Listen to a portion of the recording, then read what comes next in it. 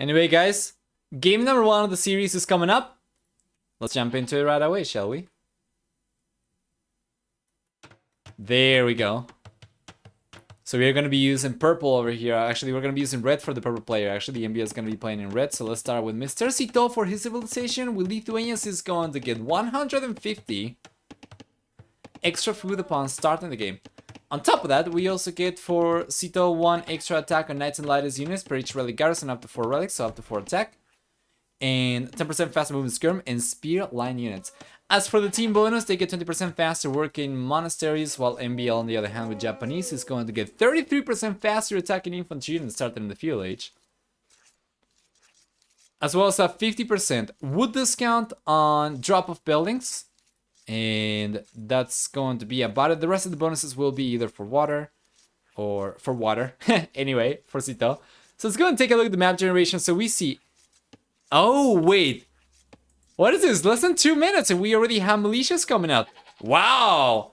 Sitaux is just going to go for the hyper-aggressive rush over here. Does he even know? Oh, yeah.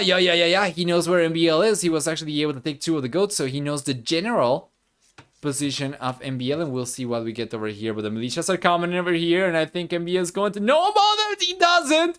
He misses the militias by 1 tile. So here he comes, although MbL ends up losing the goats over here.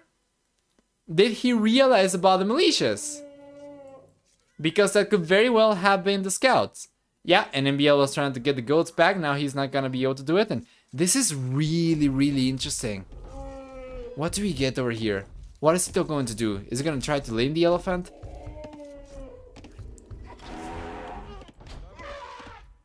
Let's see. Is he going to try to take a villager down? And going after the villager, of course, is going to be the way to go, but is he going to be able to get away with it? It's only 2 militias. Okay. Oh, and the militias! The cat's out of the bag already. He don't know. He doesn't know. There we go. It seems like he's gonna go for the elephant. Wow, hyper lamer over here for Mr. Sitaux. He's doing a really good job. It seems like he's trying... I thought he was gonna try to get the elephant for himself, but he's actually trying to take the elephant down, so then MbL cannot take it. Yeah, and that was very close. MbL timed the shot over there perfectly, because 1 more hit from the militias and the elephant would have rotted away. It would have rotten away. Good job. Hotspots, carrots, onion, and potatoes. Story goes that when the Spanish were driven away after sieging the city of Leyden for nearly a year, the little boy wandered out into Spanish camp and found a pot with some potatoes and carrots mixed together by Spanish soldiers. Hotspot has been a traditional dish ever since. Oh, okay. Interesting, Arbase. Okay, it seems like MbL is going to get goats back. It's not the same goats. I think it's a different set, but he's still going to get the same power. He's going to have 8, right? Each player is going to have 8, which is what matters. Overall, it was a pretty interesting start for Sitaux, and even though he cannot get a villager down, he's gonna be, you know, baiting a little bit of idle villager time from these lumberjacks. He was able to basically lane this elephant, even though he's not taking the food himself, and I think he should have been able to take the food himself, honestly. At the very least, he's preventing MbL from getting it for the most part. I'm not really sure why he wouldn't go for the elephant, for the actual lame, and taking the elephant back. I really don't understand, though. He would have gotten a lot of extra food. And he had the militia, so potentially protect the scout against, you know, the enemy scout. And anyway. And it doesn't seem like MbL is going to be getting any food over here. So yes, that's going to be 400 extra food for Sitaux on paper. However, oh, MbL's bringing a villager forward, though. Wait a second. He's getting, yeah, some palisades up around the berries, but I don't think he was able to completely surround it. So it seems like the villager could potentially go down over here. Scout certainly not going to provide any defenses for MbL's villagers over here, any protection whatsoever.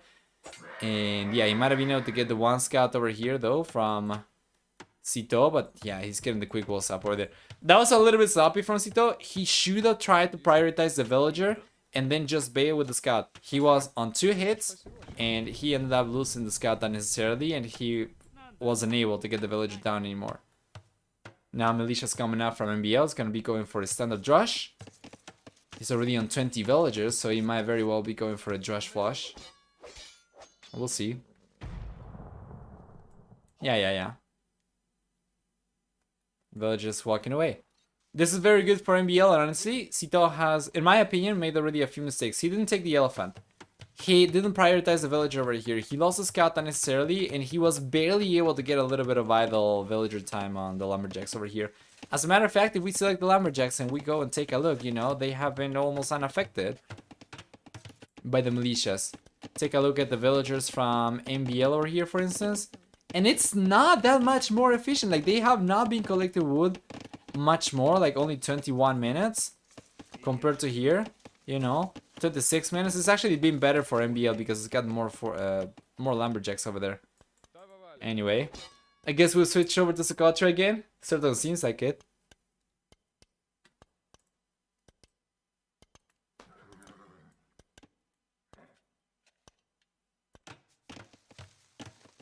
Let's see.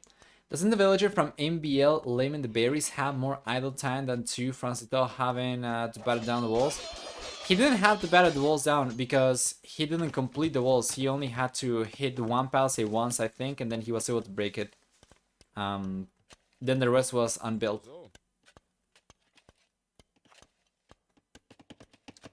Right, so yeah, I think you're correct. The villager from MbL going forward to try and limb the berries ended up getting more idle time than Sitaux's villagers collecting the relics. Because I think there was basically no idle time for Sitaux whatsoever.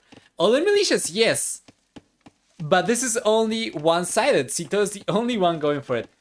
But you know, with 150 extra food he begins with, he can go for this, and it's not going to affect his economy quite as much. So he's still going to be able to go up to the village. Now the thing is already on 29 villagers, so he's going to be, there you go, 29 villagers, and he's going to go up to the village. He's going to try to fast castle. Is this the way to fast castle on Arabia? Full on militias with Lithuanians. The only way you're going to be able to keep the focus of the game on your opponent's base long enough to get away with fast castling. We'll see. MbL's going up on 27 himself.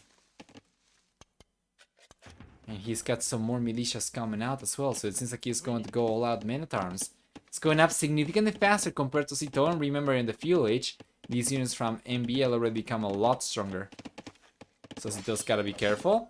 He's gotta try and take an engagement before these become much deadlier in the fuel age. What's bad farms for MbL? It's fine.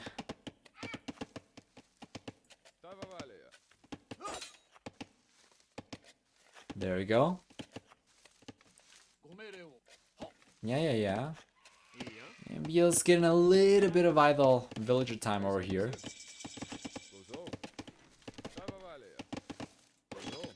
Let's see about this.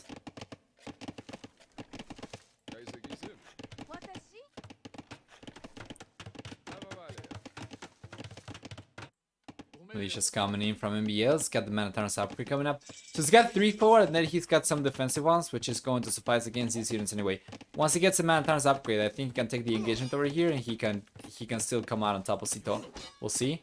Sitaux's going back.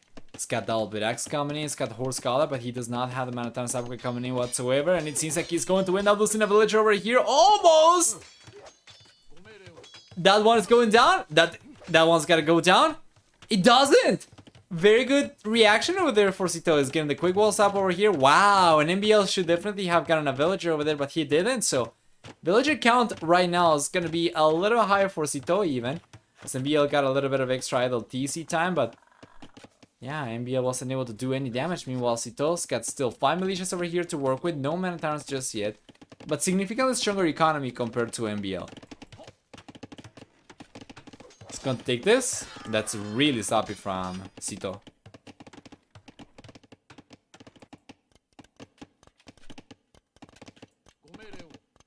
Nice quick walls. Yeah, good job.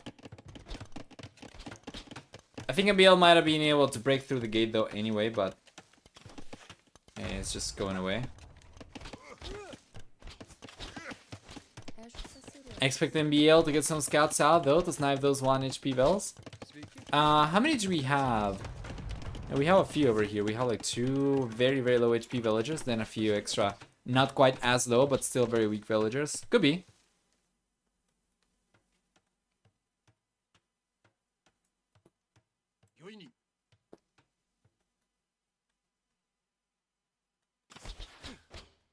Sitaux will be much faster to the Castle Age.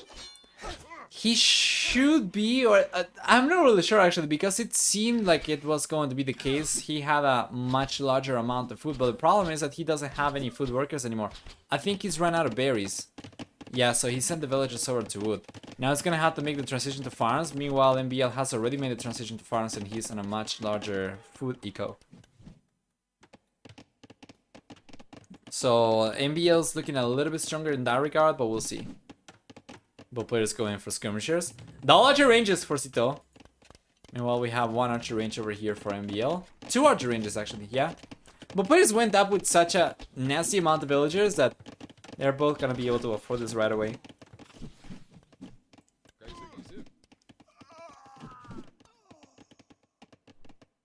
I think was MbL not playing Japanese, Sitaux probably would have gotten away with fast castling.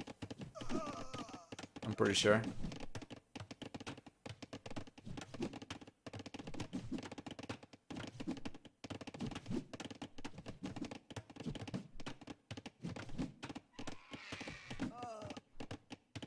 There we go.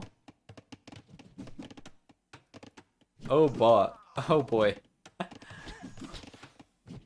Spam is real.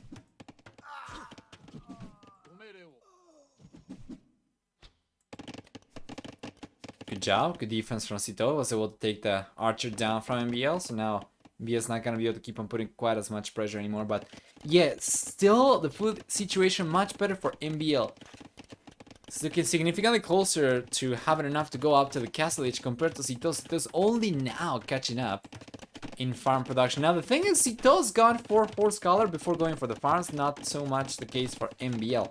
So even though he'll be going out to the Castle Age faster, his food economy is going to be a little bit pricier. After these farms start expiring, of course. So yeah. It's not going to take too long. Probably about 5 minutes or so. And yeah, Sitaux on the other hand is going to hold on a little bit longer. We'll see. If getting up to the Castle Age significantly faster is going to give him enough of a head start to go forward with knights and put pressure and potentially get some villages down from Sitaux, then Horse Collar might not make much of a difference over here.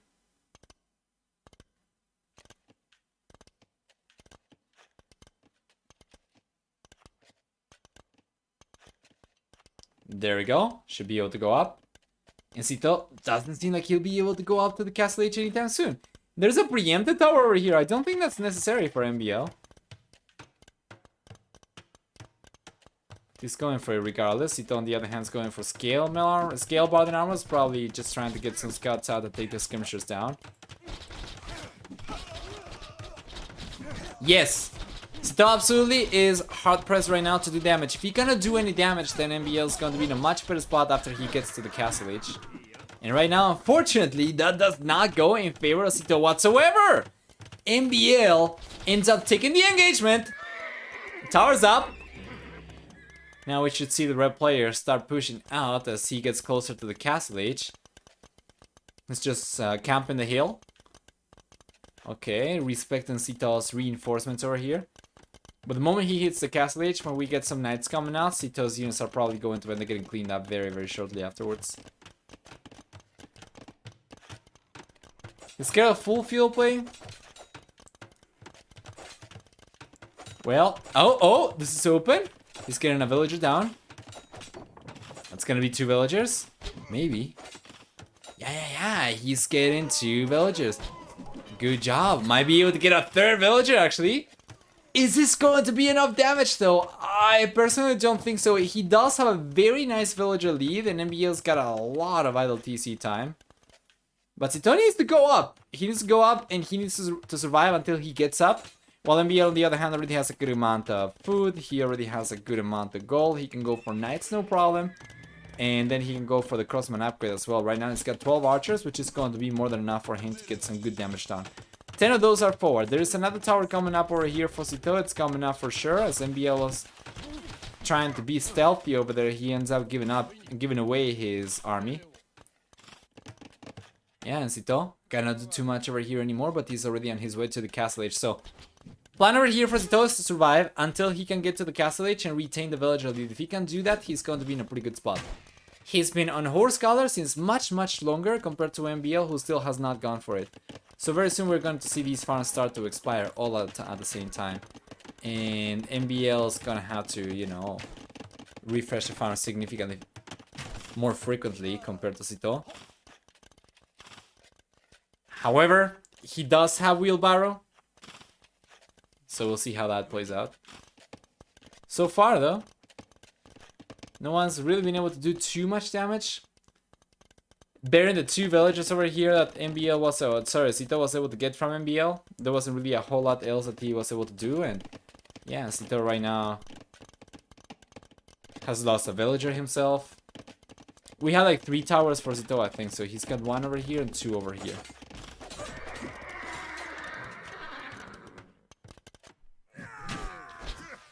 Not really the best pressure though from Sitaux. But yeah, he should still be able to clean these units up in any case. Yeah, MbL was not paying attention over here whatsoever. What's going on with MbL? Oh boy. Left hand side? He's still putting pressure up over here and prevent Sitaux from collecting any extra stone, but yeah. Cannot do too much damage just yet, and Sitaux is getting to the castle age, and notice he's got 12 extra villagers. MbL's idle TC time is absolutely filthy. 4 minutes and 4 seconds of idle TC time, 3 minutes more than Sitaux. So yeah, Wheelbarrow over there is not going to help him too much when he's already behind by about 25%. See a new university coming in over here for Sitau's archers to get ballistics. It's going for elite skirmishers right now as well, 5 seconds away from it, so he should be able to clean these units out from MbL very soon as he gets ballistics. MbL already has it. Yeah.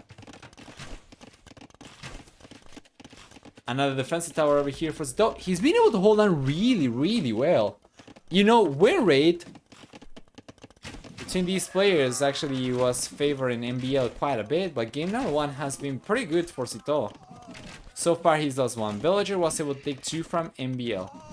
Overall KD is a little bit better for MbL, but Sitaux is able to hold on over here just fine, and with a much stronger economy he might be able to get more units out to put the pressure against MbL. While MbL on the other hand, by, you know, getting the defense tower over here, he does not have the stone to go for extra DCs anymore, so going after the castle age faster, it really achieved nothing for him. Ended up getting pushed away from the wool line on the right hand side. He's got only the left hand side wool line to collect from. This one is about to run out, so you know, if Sitaux starts getting the push going, and he's able to hold on to his units, then he should be able to completely starve MbL for wood.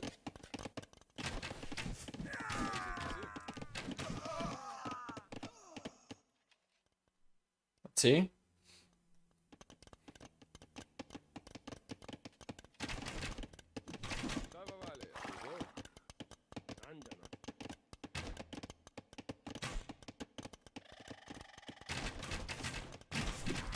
Good job.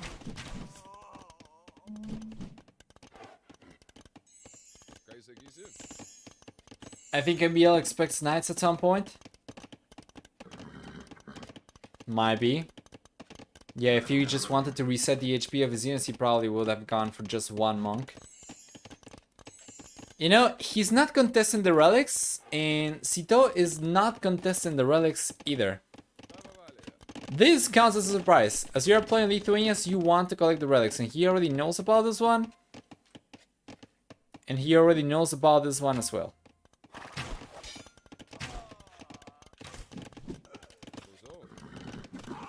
Just not going for them at all, for whatever reason. If he was going for knights and he managed to collect 2 relics, that would be already so strong for him. There's a second TC for MbL, yes, down south. And he's gonna start collecting some of the gold.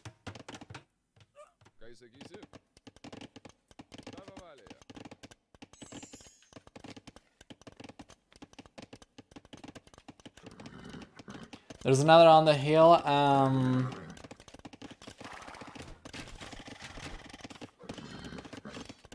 That MbL's getting a relic? Yes, he's getting the relic from here. Good job. I don't know if MbL knows about this one.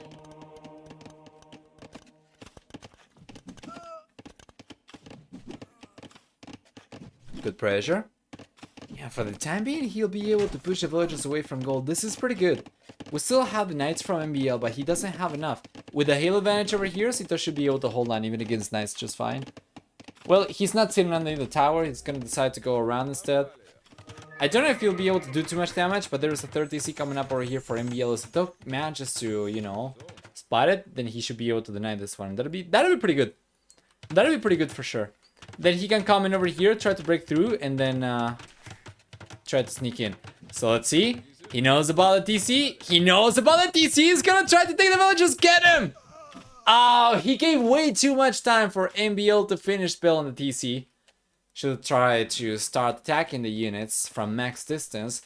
MbL on the other hand is getting the counter rate going with knights. It's got also a good amount of crossbows as well to work with. We have finally the second TC out for Sitaux. And it's a very, very hectic game so far. Sitaux still being able to hold on to the villager lead he had against MbL, and he's been able to even increase it. So far, he's been able to get a few villagers down, a few extra villagers down. Villager count right now is 14 higher for Sitaux, despite MbL on extra TCs. And once again, he's pushing or keeping the villagers away from gold. MbL, well, he can collect from the left-hand side gold.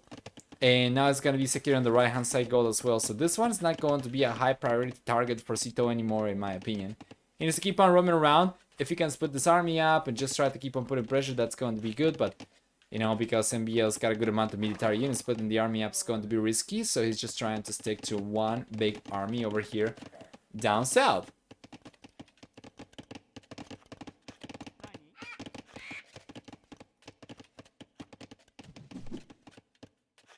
Job? Yes.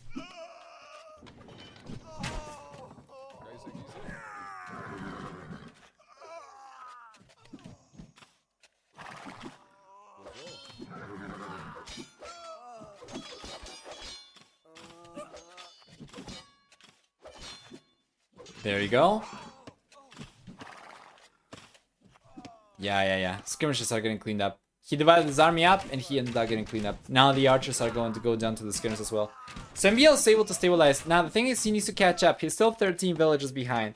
So the extra resources he's going to spend to get the extra villages up, going to be extra resources. Sitaux can just bank to go up to the Imperial Age, or he's going for the 30C up right now as well. So he's going to be able to, you know, work his economy to try and catch up for the economy setup MbL's got. But he is still in a pretty good spot.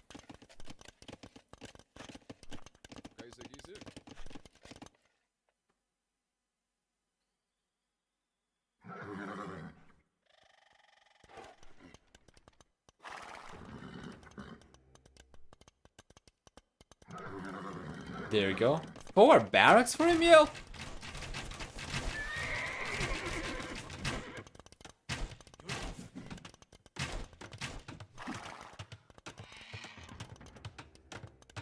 Alright.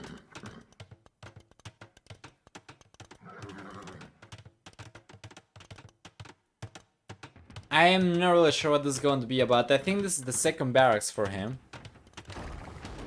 So it seems like it's going to be full pikeman, right? He's going for it. He doesn't have scale mail armor just yet. I don't know. Against this amount of crossbows, mana seems kind of weird. Yeah, still 0 relics for Sitaux. I guess he doesn't want to go for knights at all against Japanese because of the disgusting halberdier.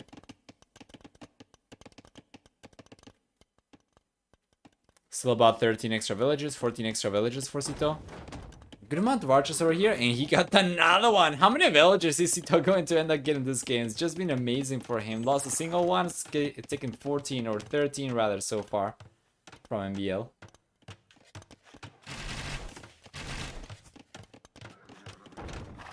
Certainly sounds like machine gun army over there.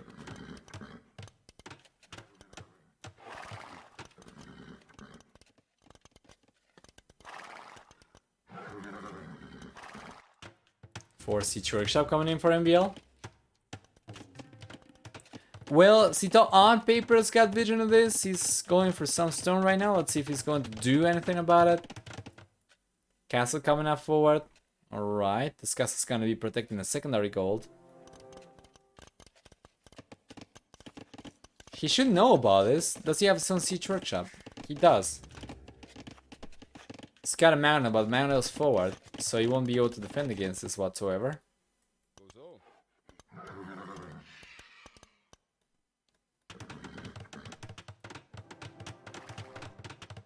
MbL is playing catch up right now. Only 19 villages behind compared to Sitaux. The engagement coming up here. Oh, 1-0 in favor of MbL. Good job. Can push these crosses away as well. Yeah, there is nothing complementing the siege workshop from MbL, but he's going to add a barracks right now so he can protect the siege with pikemen. He knows about the castle coming in right now from Sitaux as well. Yeah, and he's going back. So he's done a good job. He's resetting the HP of the man over here. He's getting the, you know, pikemen out already, and these are going to be attacking faster, but it's not going to be enough for him to deny this castle. So Sitaux is going to get this castle up for sure. Man is going down. Good job. And that means his forward from MbL is not going to do much of anything for him. Meanwhile, Sitaux, abused in the market right now. Should be able to go up to the Imperial Age significantly sooner compared to MbL. With the castle, he doesn't need any buildings, but he already had a university and a siege workshop anyway. MbL, on the other hand, he's gonna try to start collecting some stone right now, but it might be a little bit too late. He's got 2 stone miners. Where are they? They're on the right hand side. Now he's gonna try to start collecting from the front stone over here. I'm not really sure what the need for that is. But yeah. Still going up to the Imperial Age faster with more stone miners as well. We'll have enough stone to go for a third castle, sorry, very soon. And this time around, it's going to be forward. He already protected against the siege workshop push over here from MbL, sorry. He's already going to be securing the secondary goal over here as well. So the third castle, in my opinion, should be coming up over here. Like, it's a no-brainer. The hill is beautiful. And it's going to allow him to deny a bunch of resources over here from MbL, the stone, the secondary gold. This one is going to run out very soon, so it's not going to be as much of a denial, but it's still going to be a pretty good position for a castle.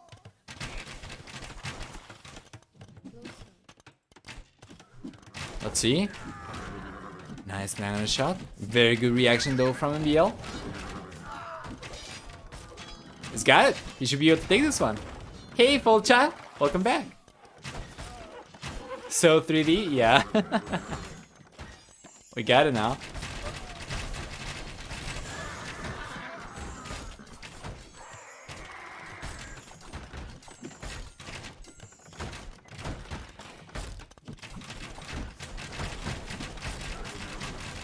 There we go.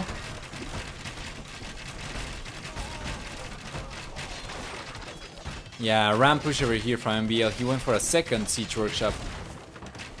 Managed to get a good amount of rounds over here, but very good reaction from Sitaux as well.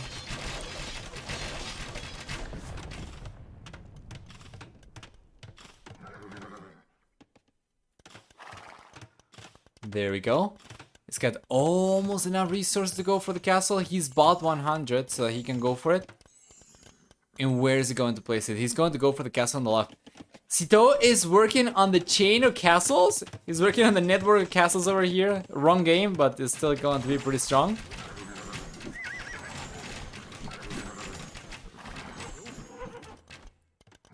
And there we are.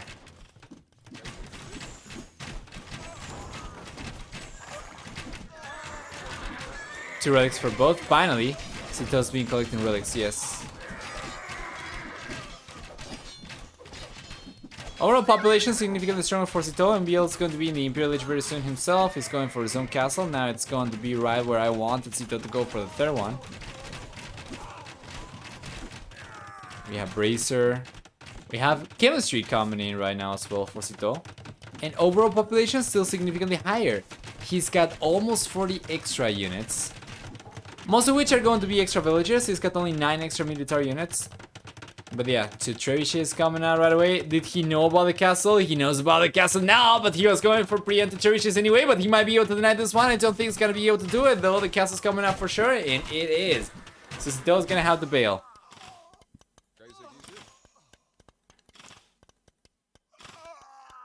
We are getting to the late stage, though. There's a ram over here. And yeah, and MbL's got another ram coming out. we are getting to the later stages of the game, and this would be potentially a position, you know, in which I'm gonna be like an MbL better, but he needs to catch up first. If he cannot catch up in population, then Sitaux still definitely dominate him, but MbL could very, very easily come back in Imperial. Especially given the civilizations. Lithuanians are not going to be anywhere near as strong as they were before in Imperial Age, because of not having Blast Furnace anymore. And, you know, MbL is going to still have all his options as Japanese. Fantastic Halberdier, fully upgraded Arbalesters. Heck, he can even go for Cavalry Archers, right? But yeah, I think it's probably just going to be Halberdier over here for MbL. He's good for Skirmishers, actually, though. Is he waiting for the upgrade, for the gold to go for the Halberdier upgrade? But why isn't he queuing? Well, no. He's up against archers, so going for Halberdier doesn't make sense. It's just skirmishers. Yeah, it's pretty good, but he's still struggling. The units are completely out of position, so Sitaux, he's got a good amount of skirmishers himself, and he's gonna be able to take all these units down. Yeah, if we had knights or, you know, lighters coming out from Sitaux, then for sure Halberdier will be the play for MbL. Halberdier is also going to be the play for MbL after, you know, both players start running out of gold. And by the way, no way! What? The castle's going down from Sitaux to the one rep from? No way! From MbL over there. That should never have happened. Sitaux seems to be kind of overwhelmed right now with what's going on in the game. Like, there's too much taking place right now. He is able to get a good amount of villagers down over here, but I wouldn't call this game over just yet. Although, MbL will. And that's game number 1 going in favor of Sitaux. That is remarkable. You know, he ends up losing the castle over here. We had the cherishes coming forward as well to go after the TCs, but yeah, MbL does not want to keep on going anymore. 1-0 in favor of Sitaux. Let's go and take a look at the achievements. Then it's going to be very close to 4-3 KD ratio for Sitaux. We're going to have also for economy, a much stronger economy for Sitaux with about 8,000 extra resources. For technology, on the other hand, we also have faster feudal time, faster castle age times for MbL, faster imperial age time for Sitaux. And for society, on the other hand, we also get a much larger villager max count over here for Sitaux. He ended up losing about 5 villagers, while MbL ended up losing this game 30 villagers himself. Fairly underwhelming game from MbL, I completely agree. Let's go back. And, well, to be fair, Japanese, you know, can be kind of tough. Crossing the civilizations out, that's going to leave us on Byzantines, Huns, Franks, Celts, and Incas for MbL. While Sitaux, on the other hand, he's got Tatars, Malians, Indians, as well as Berbers and Sicilians. I'm going to check to see if game number 2 is already here or not. Hey, Bazimir. Tentbreak, I don't think I said hi to you, but I noticed you for a while. You were in the chat. Hope everything's going alright for you guys. There's a big chance MbL made a safe draft on the toilet. Oh, made a safe draft on the toilet once again. Oh. Yeah, sorry. There we go. So yeah, it's actually pretty good. My bad. I mixed up the civilizations over there for a moment. Oops. Let's see if game number 2 is here. Let's also close the predictions. Or let's pay out predictions. 8% of predictions go into Sitaux versus 92% for MbL. Damn. It's a very nice payout to whoever bet on Sitaux. No, but do you have any idea if you will cast with Mem again? Not for this tournament. I'm pretty sure. Not for this tournament. The system that he's using with spectators and with the remote spectators doesn't really work with us because we are too far away. There's too much latency and it affects casting quite a bit. There's too many very long pauses, you know, talking on top of each other, late reactions, that kind of stuff. So I don't think for this one. Maybe for another tournament. Let me see. Okay. Game number 2 is here. We're probably going to have to wait through some spec delay though. I bring in any co-casters for KOTD. I would like to, but I think that's probably going to be for next weekend. You know, my choices are not as broad. So I'm probably going to try and arrange something for next weekend, most likely.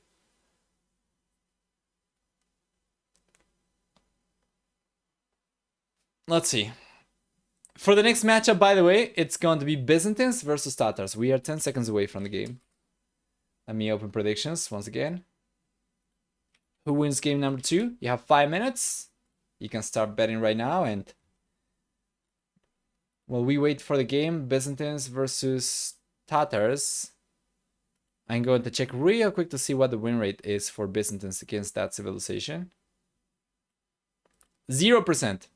Byzantines have won no games out of the 2 matches that they have played against Tatars. So we'll see how this one goes. This might very well be the first one. Let's switch colors once again. And there we are.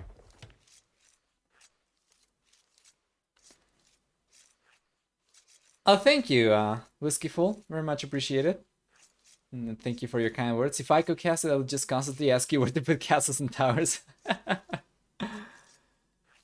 And at some point in the future, also TCs and siege workshops, I think. Maybe monasteries for arena games. We'll see. Regardless, let's take a look at Sitaux first. What are we going to get over here for the blue player? It's going to have Tatars. That means 25%. What? 25%? Yeah, 25% extra damage against enemy units when fighting from a higher elevation. That is on top of the game. Hail advantage. Besides that, we also get for Tatars... Let's see. We also get for Tatars 50% extra food from herdables. We are going to have also 2 additional sheep underneath each new ability C. Starting in the Castle Age, as well as free thumb ring and partner tactics. Oh, Sitau's going for the lame! And I think MbL knows. Well, he finds out now.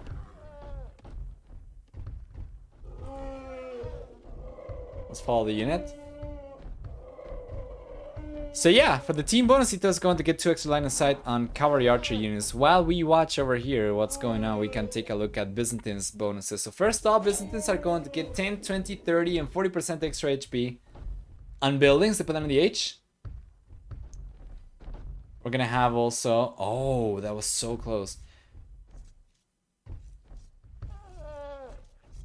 Yeah, we're gonna have also for Byzantines 33% discount. Oh, he got it! He got it!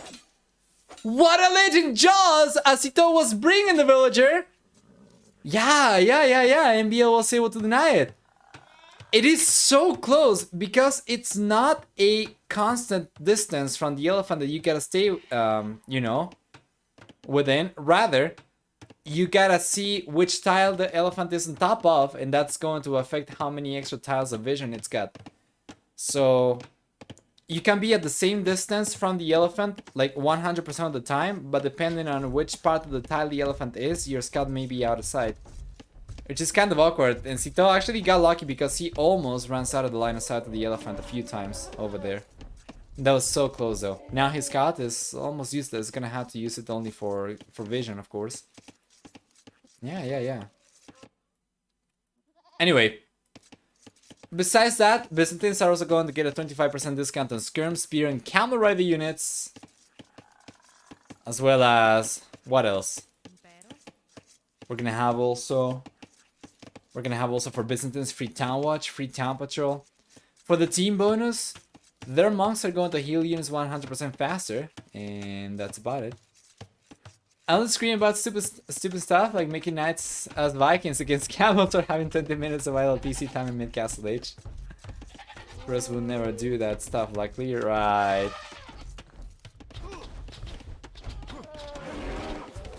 Get wrecked by the Master Boar Lamer. True.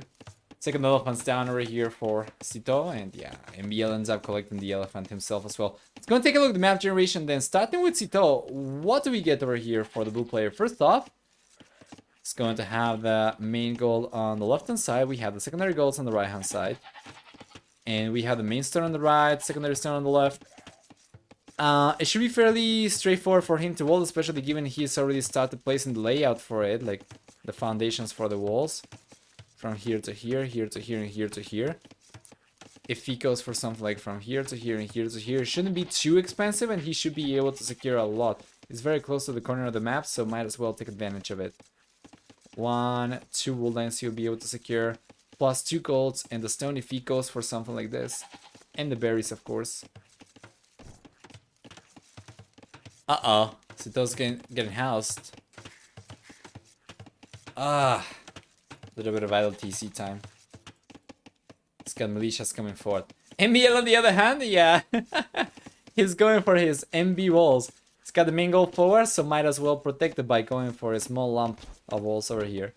Then secondary goals are going to be on the right, left hand side. The main stone forward, secondary stone on the left hand side. And yeah, this doesn't really protect the wool lines at all. And he's not going to be able to get the walls up on time to even protect the gold over there. So yeah, quick walls coming up over there. And he's getting it! Good job! So now the militias are disconnected from the scout. And yeah, it's unlikely he'll be able to do much of anything with these units. It's taking a lot of damage as well. MbL's going up to the field H already, while Sitaux on the other hand is already on 23 villages, going for the 24, then he's gonna be Drush flushing by the looks of it.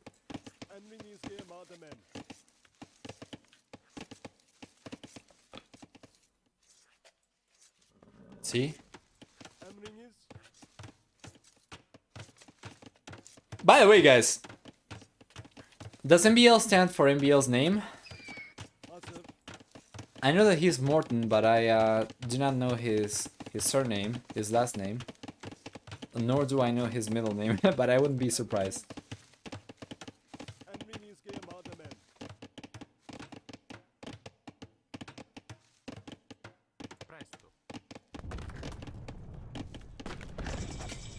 Doesn't it stand for Master Borlamer?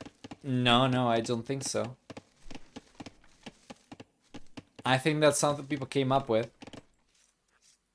But I'm not sure. That's what I think anyway. Yeah, it's gotta be his name. I'm not really sure what the B stands for then. Does he not have a middle name?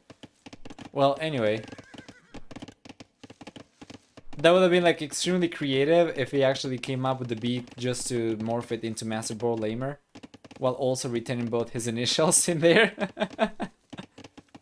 It seems like it was just fate. It was meant to be from the very beginning of history. MbL was meant to be a Borlamer. Not only a Borlamer, a Master Borlamer. Okay, for the militia.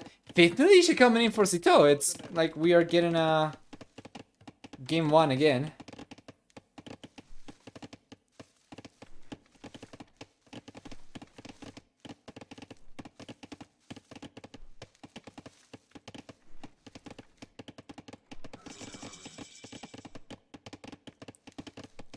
Alright, Mantar's upgrade. MbL on the other hand, he's got Spearman coming forward. He won't be able to do much of anything. I think he was expecting scouts of course, from Sitaux.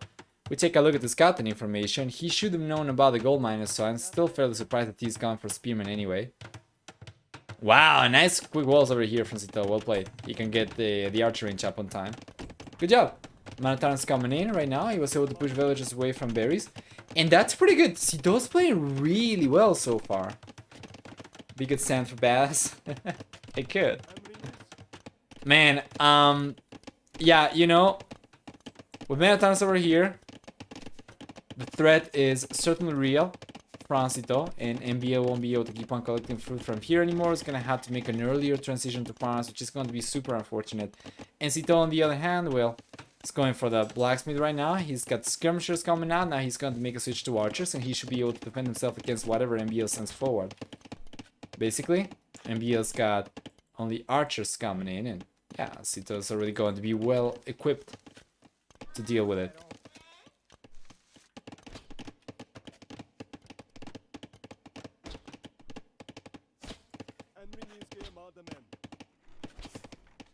There we go, fledging on the way now for Sitaux.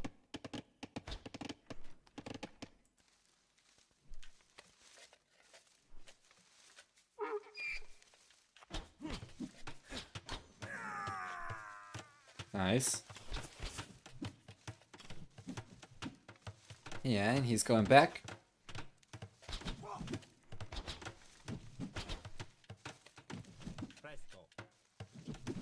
good job overall. Still Sitaux is able to hold on over here while still putting a little bit of pressure. Now he's got an archer together with the Minotaurs. And MbL, I think, yeah, his economy is like really constrained so far. Sitau's already done a lot of damage over here despite MbL not taking too many losses. He needs to try and get some villages down over here, at the very least push, you know, Sitaux from berries, but it's not gonna be possible anymore. Sitau's got the walls up over here as well. Interestingly enough, Sitau's not going for the very greedy walls that I was talking about earlier. Instead, he's gone for much safer walls. Now, he's still very much open over here, and he knows about it, so he's going to go for a house. This wall, I like a lot better than just going for one palisade over here, so that he can protect, you know, the back of the wool line as well, and he can keep on collecting from here without risking getting pushed away. Well played. MbL's got a good amount of skirmishers, of course, gonna be paying less for those. Sitau's ran out of berries right now. He's got to make a switch to farms. MbL already have a head start in that regard, but yeah, it's not going to be a big difference. Still, there's macro from Sitaux.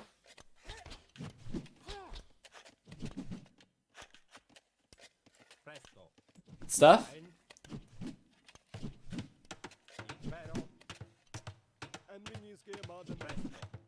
Stable coming in to counter the skirmishers. And then we already have Spearman for MbL. He went for the Spearman preemptively earlier. Now they are finally going to be useful. And what is this? That's probably a Minotaurus going down, I think. Or a Palisade or a Foundation or something. I don't think that was actually...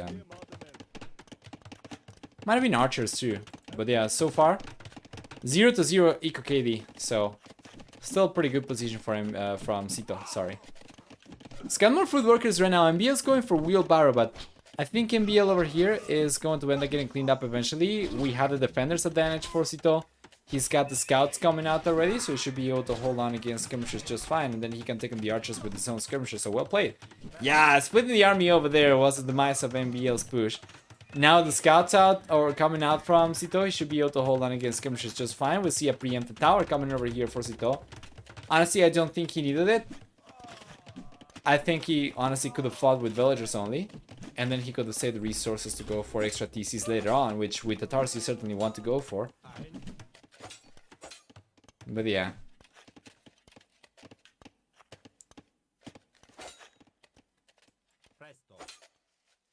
There you go.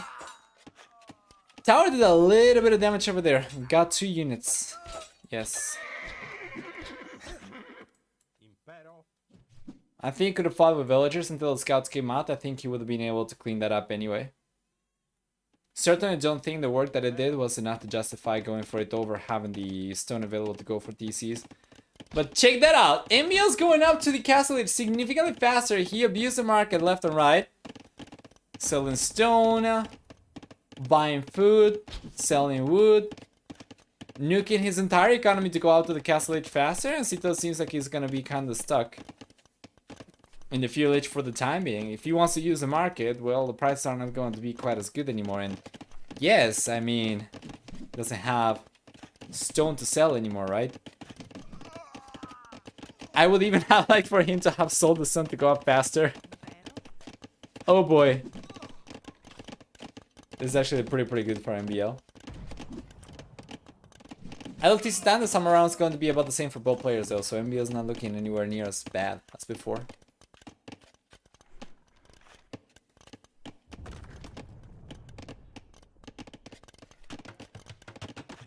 Third archer range coming in for MbL, alright?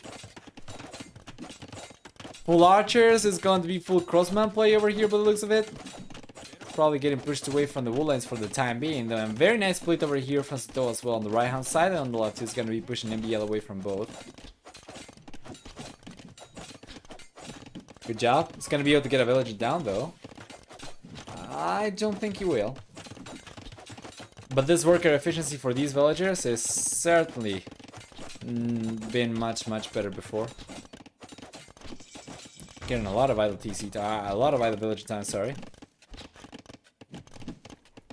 Okay, he stabilizes.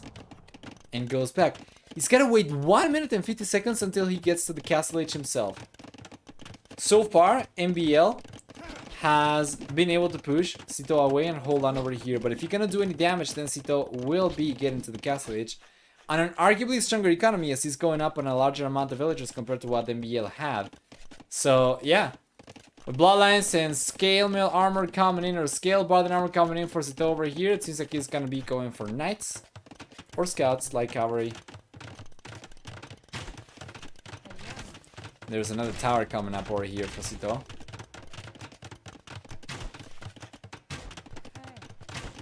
Yeah.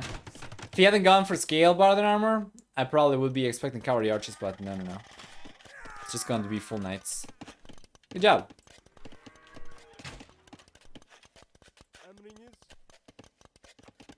And Castle H will be here in about 20 seconds. MbL, he's going for Elite Skirmisher. He's got Leather Arch Armor on top of Balking Arrow already, so these are going to be fully upgraded. And he's going for Bo5, but still does not have Horse Scholar. And now he's got a, you know, a good amount of farms, 12 farms over here. That is going to be very expensive. Both players on Wheelbarrow, you know, otherwise fairly equal in upgrades. Sitaux does have a lot more farms over here because it's going to be going for Cavalry. And then he should be able to clean this up. I'm liking Sitau's position so much better just because of the eco upgrades, to be honest. It's about to finish researching Balking Arrow as well, so these skirmishers are going to be pretty good. It's about to finish researching Elite Skirmisher as well. And yeah, you know, MbL might be able to break through over here, but Sitaux should be able to hold on just fine. He's got the skirmishers over here now are elite. He's bringing the skirmishers from the right hand side over to the left, and now MbL won't be able to do much of anything. Let's see. Sitau's trying to go out. He's trying to get a surround going over here, I think. MbL has learned a thing or two from Nico. Yeah, he probably borrowed the wrong page of Nico's book, unfortunately.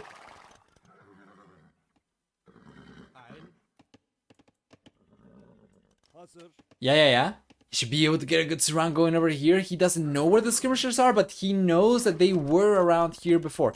He's just finished researching Town Watch. Now he knows! Now he knows about the units. He's coming here. He's got skirmishers, knights, with bloodlines, and chain barded armor about to finish researching in 5 seconds. These units are going to be so much stronger. Especially as MbL still does not have ballistics. He's going for it only now. Does Sitaux have ballistics though? He doesn't, and he doesn't have a university coming up either.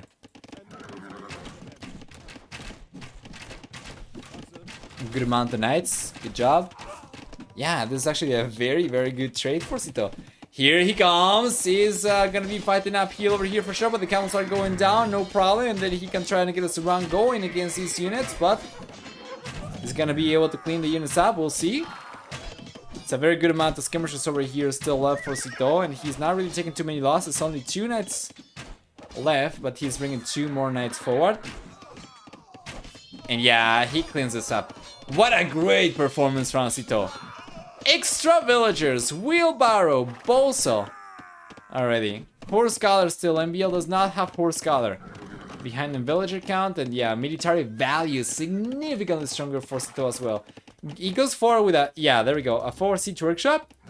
And this is just, I don't see how MbL is gonna be able to hold on over here. He's got a good amount of camels against skirmishers and knights. It might suffice, but he's going to need significantly more. Right now, numbers are looking so much better for Sitaux. At the very least, military value is looking so much better for Sitaux. It's a big part of it. It's definitely Horse Scholar. Absolutely. With chain barded armor over here as well, these knights are actually not going to be that bad, even against camels. And yeah, I mean, he's doing good damage. Might get pushed away right now, but take a look at this. Got 5 knights still left versus only 3 camels. Once he gets the siege workshop up and he goes for a mangonel, this choke point is not going to be good for MbL anymore. One big mangonel shot over there can clean up the units from MbL. Remember Hera winning game last week due to having researched Harry Potter. Oh, right, the first game versus Jordan, right? Yeah, that was quite something. That was actually the longest game as well in the tournament so far. About 56 minutes of real, you know, real time. For me, it was more like an hour because it was going so slow at the end. But here it comes. The Mangonel is going to absolutely change the game. MbL at the very least does not need to pay quite as much for these camels. But you know, Sitaux is still in a pretty good spot to keep on putting pressure. He's gonna be going for camels of his own.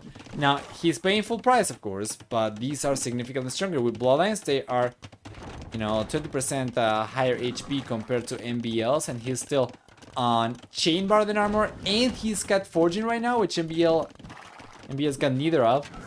So this should be a pretty good push for Sitaux. While MbL is trying to move over to a different wood line after depleting the left one, I think. No, it's still there. He's just gonna push from this one up north. Anyway. Yeah, the choke point is not good anymore.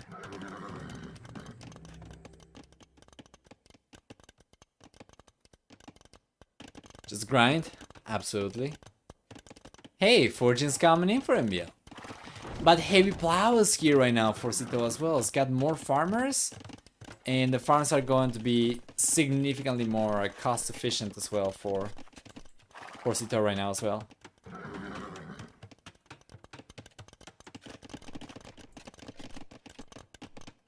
Good job.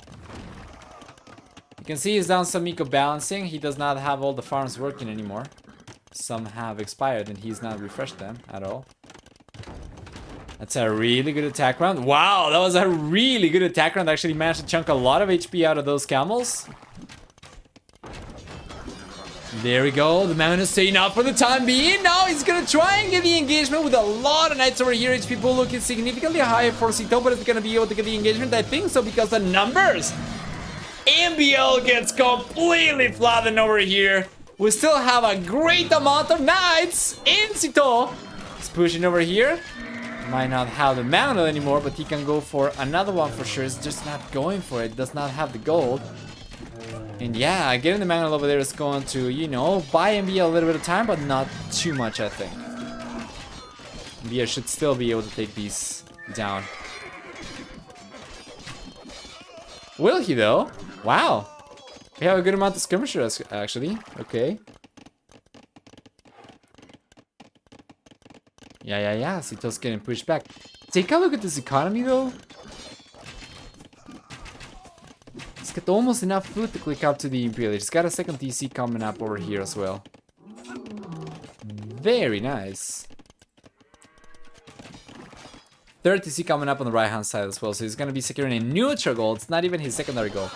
A neutral goal, and then on the right hand side is gonna be securing a secondary goal. Over here, it seems like Sitau's getting pushed back. He doesn't have really any knights or camels left. So yeah, he's getting pushed back from here. But if he plays his cards right and he's able to defend against MbL's push, then he should be able to get significantly ahead in economy. And he was already ahead because of the upgrades and because of actual extra villages, because of MbL's huge amount of idle TC time. Yeah, the wood economy is not the best, but he should be able to fix that now with the TC coming up over here.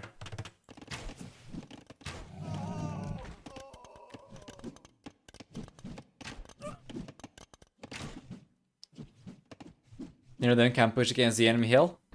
Yeah. Absolutely. The thing is, the quote-unquote enemy hill over here, Sitaux, is actually MbL's hill as well. It's just he's just set camp on it.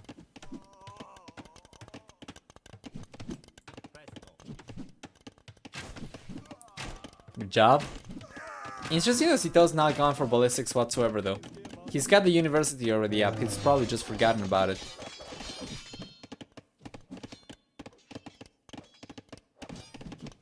Yeah, he's not going for it just yet.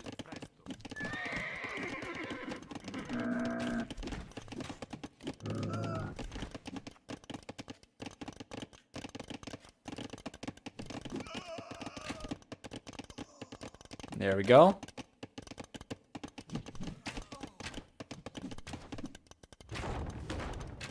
MbL finally expanded. It's going for the second TC. Significantly later compared to Sitau's expansion. Remember that Sitaux also gets 300 extra resources with the 2 additional ships. Just not taking advantage of it just yet.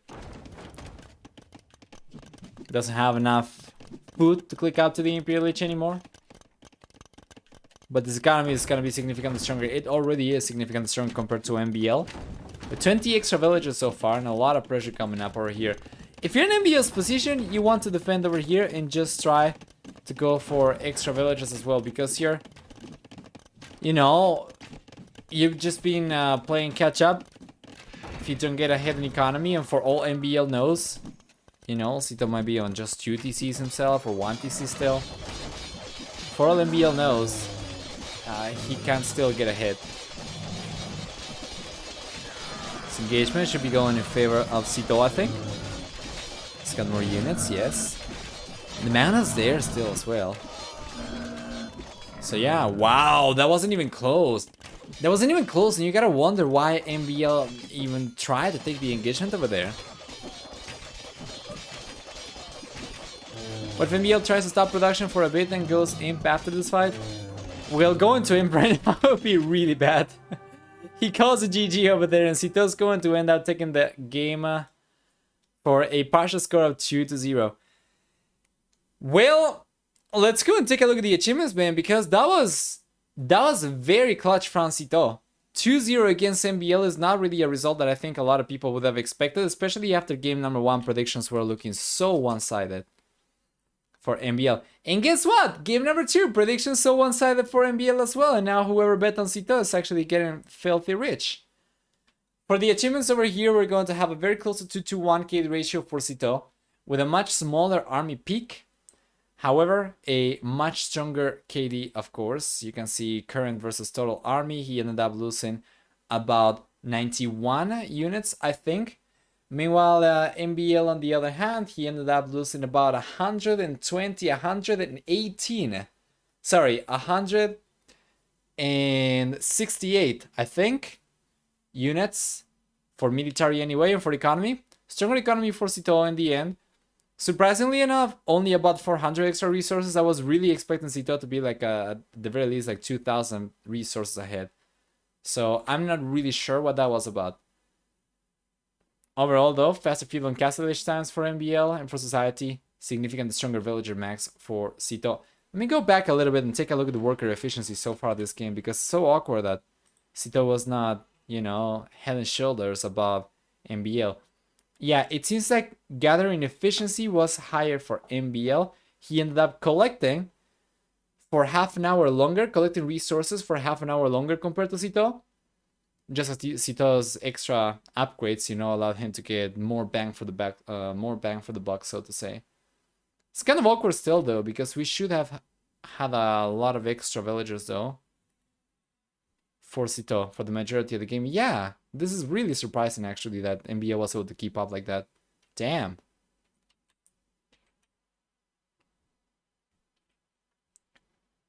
Let's update this then. Tatars versus Byzantines. For game number 3, and this could, you know, this is going to be match point already. We have for MbL Franks, Incas, Celts, and Huns left. So Incas and Celts are very interesting, fairly out of the box picks. Meanwhile, Huns are going to be pretty standard, Franks are going to be pretty standard. Sitaux, on the other hand, has got Malians, which are great.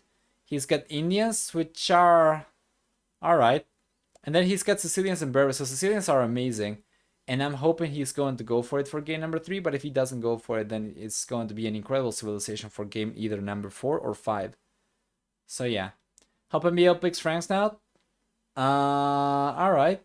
Free farm upgrades seem like a nice thing for him. Yeah, is that gonna be worth it though? If he ends up facing like Malians or Berbers. We'll see. Well, anyway. I think game number 3 already has lobby. I'm gonna see if I can find it. I'm gonna see if I can see which civilizations they're gonna be playing to see what, you know, the win rate is for the next matchup.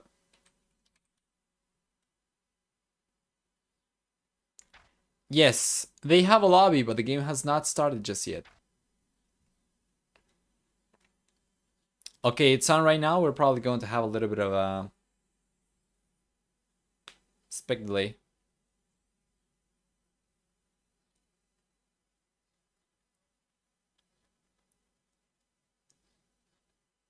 Yeah, still 45 seconds. It's going to be a fairly interesting matchup. We actually have MbL playing with Incas versus Sitaux, who's going to be playing with Malians. So, taking a look at the matchup and the win rate on NerfFox's spreadsheet. Incas versus Malians has, let me see. Where are the Malians?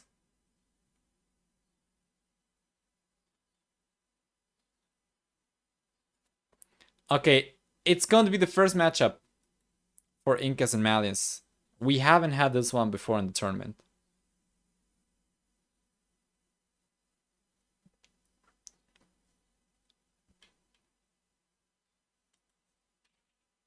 There we go. And welcome everybody to game number 3 over here. Just to keep consistency, we are going to keep MbL in red, even though yellow is not going to be the worst color for this map. Let's take a look at what we get for the civilization. Starting with Sitaux, playing with Malians over here means he gets a 15% wood discount. On top of that, we also have for Sitaux, 30% longer lasting gold. Is gonna have with Malians also 1 extra Pierce armor on barracks units per age, starting in the Feudal Age up until +3 in the Imperial Age. And for the team bonus, on the other hand, he also gets 80% faster working universities, which is pretty good. Meanwhile, MbL playing with Incas, on the other hand, is going to get a free lamb upon starting the game that he's already taken. He's going to have 10 population support per house as opposed to 5 population support, as well as 15% cheaper stone cost on buildings. Villagers that are affected by blacksmith upgrades for infantry units started in the Castle Age, and for the team bonus, we also get for Incas twice as fast seeding farms. So yeah. Hey, Basimir, thank you so much for the bits, very much appreciated. 69 bits as well. Thank you so much. No prediction? Yeah, let's open the predictions up. I was going to do it, but I got hung up on the civilization introduction. For game number 3, we're going to make it 2 minutes actually, because it's already like 3 minutes in game or close to it. So you had 2 minutes, guys, to predict. Let's take a look at the map generation. All right. A little bit of a pause. Yeah, Sitaux was just asking for a second. That also gives us a little bit of time to take a look at the map generation real quick. First off, we can see Sitaux is close to the edge of the map, or close to the corner of the map. So potentially getting walls to the edge on both sides shouldn't be too difficult. However, it's still going to be fairly pricey, especially on the right hand side. Going for something like this is going to be fairly time consuming for villagers, so probably not worth it. For the resource location, he's got the main goal on the left hand side, secondary goal down south towards the left hand side, and the other secondary goal up north towards the east. With the main stone down south and the secondary stone on the right hand side, I think he should be able to... Man, honestly, it's so far away. Like, he's fairly close to the corner of the map, but it's going to be such a big wall out for him to go for something like this, that I don't know if he's going to want to go for that. If he does go for it though, he does manage to secure a gold, a stone, berries, as well as 2 wood lines, one over here and one over here that he probably hasn't realized about yet. And that's about it. If we take a look at the map generation from MbL, on the other hand, it's a little bit farther away from the corner of the map, but he's got the main goal in the back, main stone forward, secondary goal on the right hand side to the south, and the other secondary goal on the left hand side up north, with the secondary stone on the left hand side. Now, I think it's going to be a little bit easier for him to protect, just going for walls like this, and then probably like this is going to be enough for him to protect the gold. He would have to go for some walls around the berries though to protect these, because there is no easy way for him to wall the front part of his base. Could potentially also be thinking of going for something like this, but that's very unlike MbL, honestly. And it would only protect 1 wood lane for him and 1 stone. The goal will already be protected by going for walls like this instead.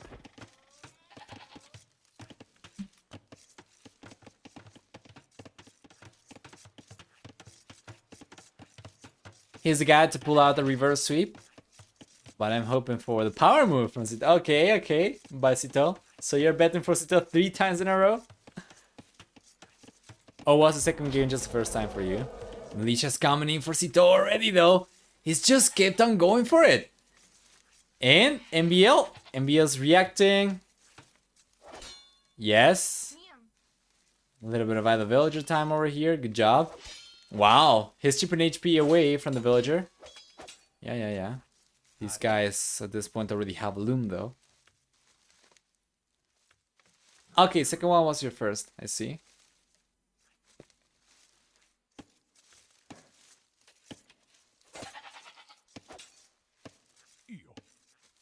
Job.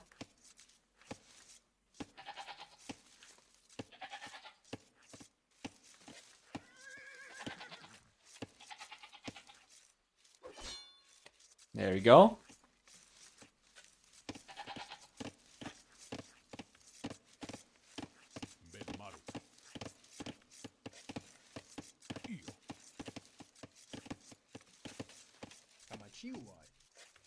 It's coming again.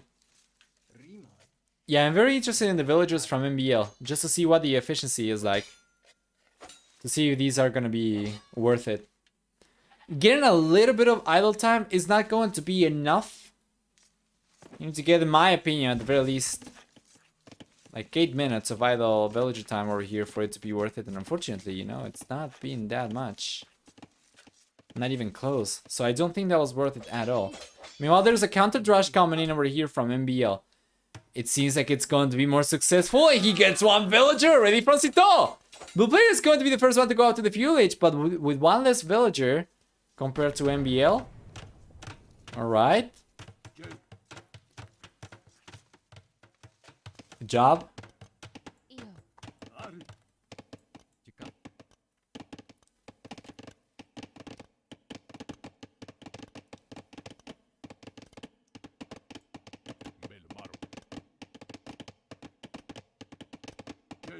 Yeah. Overall, it's a pretty good position for MbL. He can keep on putting pressure up over here, and he's got about half HP, but he's got a good amount of HP on the militias anyway.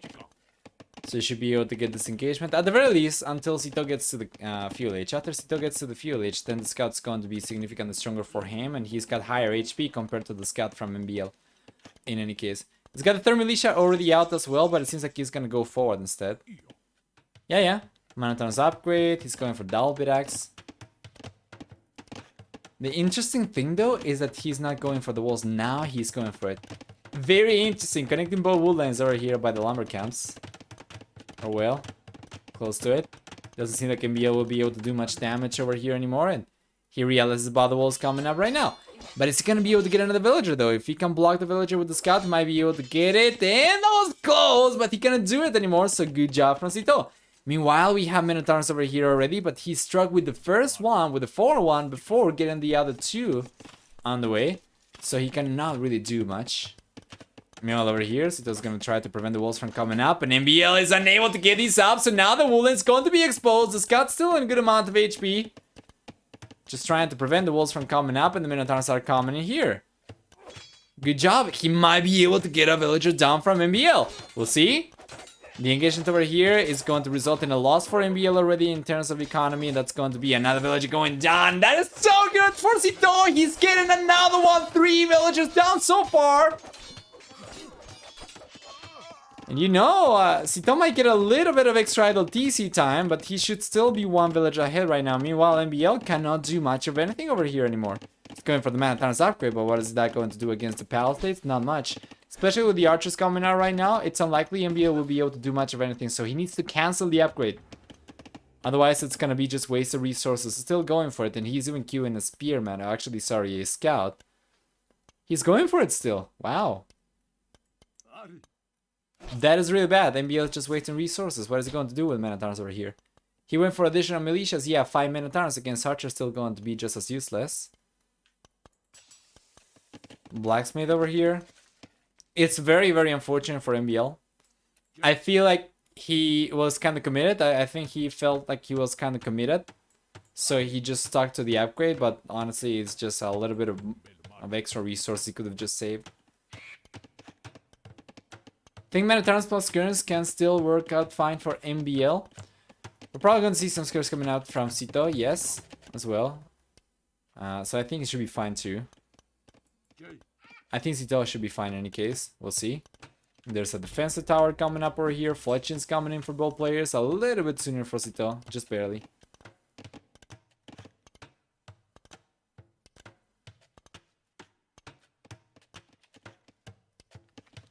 Extra walls for Sitaux. Nice.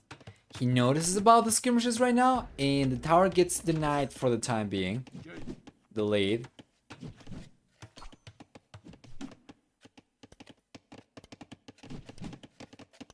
Let's check. Good job. Yeah. Such an AI army. Absolutely. It seems like he's gonna be able to get the tower up though eventually. Yeah, and with this tower I think he should be fine. Gotta be careful though. The house foundation over here is taking a lot of damage. It's going down. Oh, just in time! He brought the villager over here. Damn! And this tower? Yeah. This tower should eventually come up. This should buy Sitaux some safety. MbL's getting a lot of idle TC time right now as well, so Sitaux, after having gotten a better KD over here, is gonna be on a 3 villager lead. Enough for him to go for wheelbarrow while staying on the same villager count. Your Incas. What units do you want? Yes. Well, that's one of the things that I really love about the Incas. They're just so versatile. But this is still pretty good defense for Sitaux. He's doing an amazing job. MbL could technically go around. This is still very much open, but Sitaux is going to be close fairly soon. Spearman going down. A lot of skirmishers over here for Sitaux. In any case, this push from MbL at the very least has prompted Sitaux to go for a lot of extra skirms, which puts him in a little bit of an awkward spot in terms of resources to go up to the castle age because he had to spend so much food. Well, that's only gonna be matched in the investment from MbL in the first play, who ended up going for like 5 freaking militia and the man at arms upgrade as well, so I don't think it's going to be that bad for Sitaux. For food count or for food workers right now, MbL's got more, but he does not have, you know, horse scholar once again, and he's going for more farms. He's going for 4 more farms without horse scholar. Meanwhile, Sitaux, on the other hand, he's got no horse scholar himself either.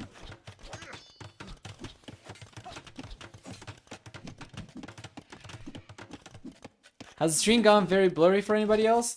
Oh, I'm very sorry about that. And yeah, anybody watching YouTube, sorry about that as well. But it's going to pick up in just a little bit. Sometimes I use a VPN. Well, not sometimes. I always use a VPN to stream, but sometimes the server, it gets impacted a little bit. It's not very frequently, but it happens. And then it just picks up on its own. So in a few minutes, it's going to be back like full quality.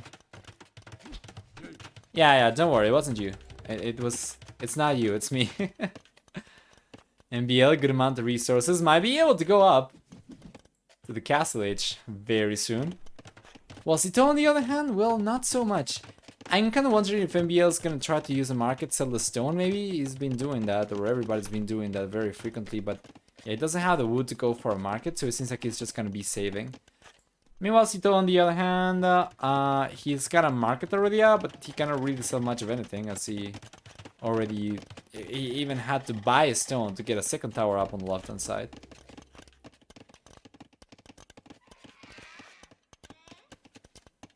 It's you, me, and Argentina in between.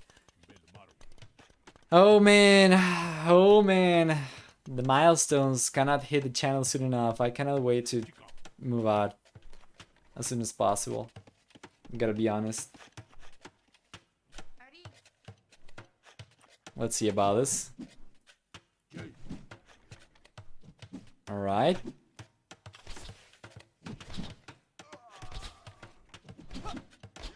Yeah.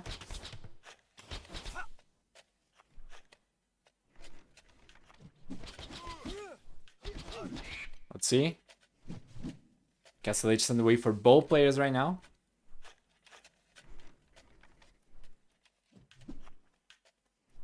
I'm kind of wondering from everyone who's watching right now if anybody's rooting for a player specifically, and who here honestly believes MbL might be able to get a reverse sweep given the civilizations we have left as well. I think I'm liking MbL's remaining civilizations a little bit better. And you never know with Morton, but yeah, Sitau's been playing really well. Like, it didn't seem like first two games were too close. Well, game number 2 was actually fairly close. Yeah, it was a really back and forth kind of game. Still wins this one too. I was rooting for Sitaux. I don't think it'll be a reverse sweep. Okay, okay. You have an escape plan though. Thought out. An escape plan? I don't need an escape plan. You can just leave. For the time being anyway. They are just making it very tricky. Starting a few weeks ago, they are not allowing people to buy tickets, to buy plane tickets in payments. It's gotta be, you know, a single down payment. So they are making it a little bit harder, but it's fine. You can still leave. I'm rooting for MbL, but he's such a pessimist. I think it's affecting him today. Yeah, that happens. That is a very, very fair point. You know, mentality is so important in this game and honestly in any competitive game. And MbL before has shown to be fairly pessimistic about, you know, his chances. Sometimes I guess it's fairly justified. Like I remember Viper said that he was talking to MbL during Red Bull Low 5 when MbL had to fight against Leary. And MbL seemed to be like fairly beaten down already. Like he was already telling the Viper, well, what am I going to do? Leary's going to beat me because he's so good. Right, it didn't seem like he believed in himself too much. I'm really sure that's going to be so much the case against Sitaux specifically. Even if he's 2-0 down, I don't know if he's not going to feel too confident over here. We'll see. Anyways, Sitau's got Lone Stars over here. And Lone Stars are going to be really, really good against Seagulls in range units. But MbL's got access to the Slingers, which he's going for right now. Which is going to be like Castle Age Hand Cannoneer for American civilizations and can be super strong. I've been rooting for MbL, but it really doesn't seem to be his day. I'm rooting for MbL, but he's such a... Okay, okay. Still looking strong. I say 20% for MbL to win the set. Alright. Is that because of inflation? I've heard Argentina has been hit the worst right after Venezuela. Oh yeah, it's been the case for Argentina for decades already. Ever since I have memory, just prices keep on going higher and higher in a, you know, regular basis. It seems like right now it's just embedded into the culture. Like you're just expecting the prices to keep on going higher. And if you're a merchant, you're probably, you know, just used to bumping the prices up a little bit. You know, after a few weeks. Just out of habit at this point. But yeah, it's...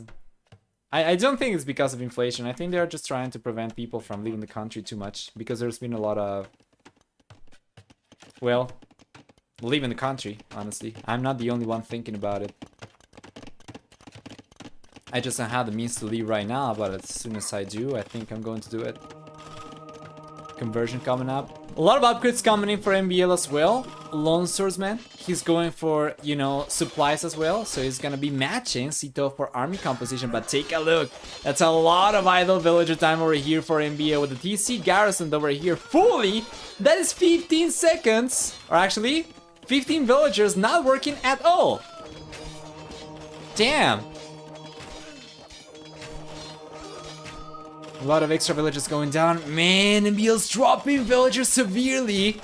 It's now 7 villagers behind. He's got a counter-strike going on over here. He was able to get 1 village down, but is that going to be enough? I don't think so. Especially with Lone Stars coming out over here from Sitaux, he should be able to defend just fine. And this has just been so catastrophic for MbL. Take a look. Take a look at this economy. We are going to select all the villagers over here, and he cannot even out-garrison because there are still Lone Stars over here. For Mangonel over here as well. Yeah. I want him to out-garrison the villages, and I want to take a look at the worker efficiency over here. And let's take a look in terms of lifetime. All-time efficiency for these villagers, about 55%. They have been idle or moving for so long. That is ridiculous.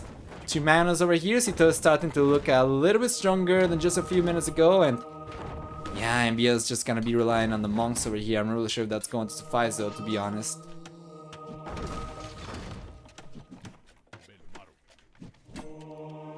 Where would you move? I have a few options. We can talk more about it in between the sets, probably. We are getting very, very close to the end of this game, I feel like. More units coming in as well. A little bit of a friendly fire though, to be fair, but it was still pretty good. He can take on the Lonsors over here. And where are the slings, man? MbL was going for them, but he did not manage to get a good match, so Lonsors are still dominating over here, and MbL is just going to try and play with the monks. But the Manas over here are going to take on the monks as well. That's one monk down without any conversions. We have archers over here as well. I like for Sitaux to, at the very least, go for crossman so he can take on the converted Lonsors a little bit easier than having to try and attack around with the Manas. But he's still in a pretty good spot. And there we go. He's going for it. He knows. Meanwhile, MbL is only now going for redemption. It took some time. And it seems though... No way! Sitaux! He's going to take the monastery before redemption comes in. And oh, that is so timely from Sitaux. And boy, is gonna be going after the TC right now. I don't think there's another monastery left for MbL, is there? Oh no, he had another monastery over here. Actually, he was going for redemption. I got baited. I'm sorry. So he lost this one, but he researched redemption anyway. Now he's gonna be getting the conversion side. The monks are still going down though. He gets only one conversion. I think the mountain's going down. Might be able to get one down with it as well. That's going to be 1-for-1, but still 2 mountains over here for Sitaux. Wow. A lot of long swords still left. Yeah, and with the mountains over here, should be able to hold on against crossbows just fine. He needs to bring the units forward as well. We see another monastery coming up over here. We're gonna see more monks coming out for MbL. This could be catastrophic for Sitaux, but MbL honestly doesn't seem like he's got enough units to defend himself anyway. And I think MbL should be able to take the TC down, no problem, regardless. You know, the manas over here. Should keep on bringing more lone swords for sure as he can. He's unable to do it for the time being, and MbL is going to buy himself a little bit more time with these crossbows taking down the lone swords and that clutch conversion from the monk over here. He's going to get rid of the lone swords and the manas for the time being, but he's still on the back foot and he's got to recover. Worker efficiency in the last minute has been so low for MbL, and if we take a look at the whole game, we have close to 1 extra hour of collection time for Sitaux's economy. More manas coming out by the minute, by the way. A second TC on the way for Sitaux. Good job. Meanwhile, he's under no pressure whatsoever. I think he's probably going to end up getting this one delayed though at the very least. Not really sure if it's going to be denied. Let's see if the units can see the villagers. Yes, but I think these are standing ground. I don't think these are going to chase. Yeah, they are standing ground, so the TC is coming up. MbL between the monks. It's worked out so far.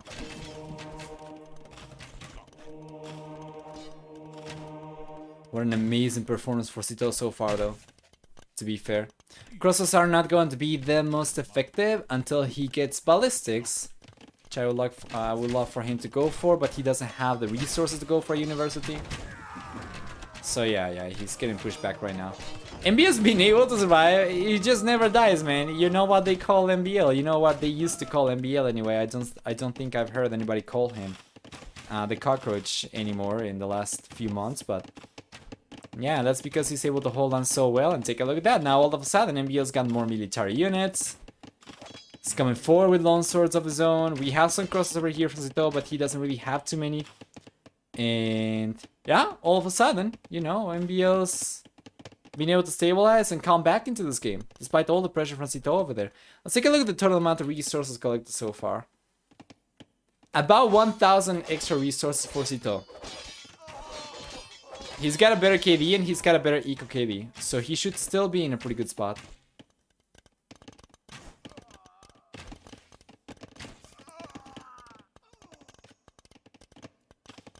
Let's see. Worker efficiency is bad for Sitaux too without any pressure. Yeah, that is true. It was better for him compared to MbL, but you know, in context, should have been significantly higher, probably north of 75%.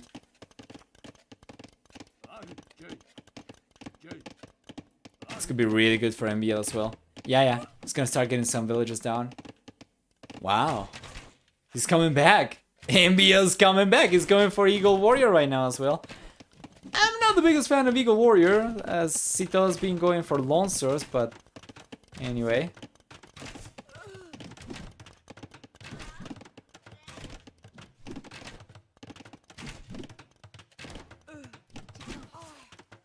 job.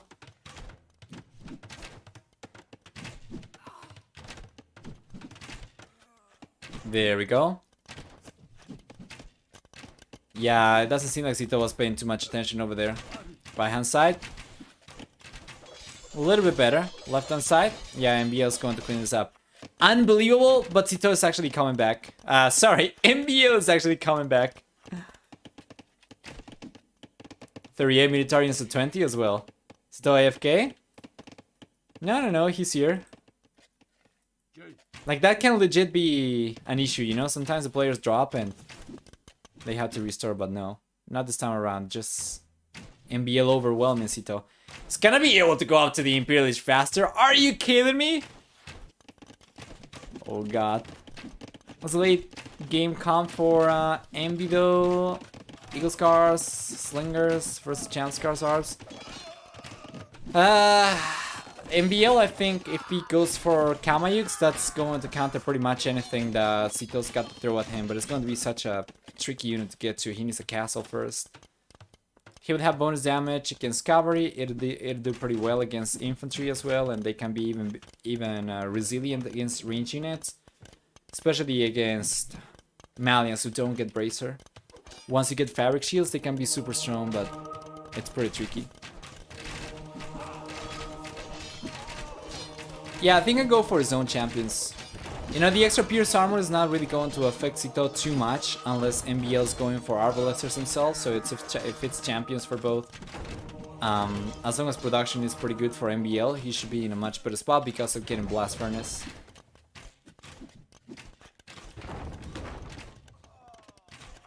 Good job. Yeah.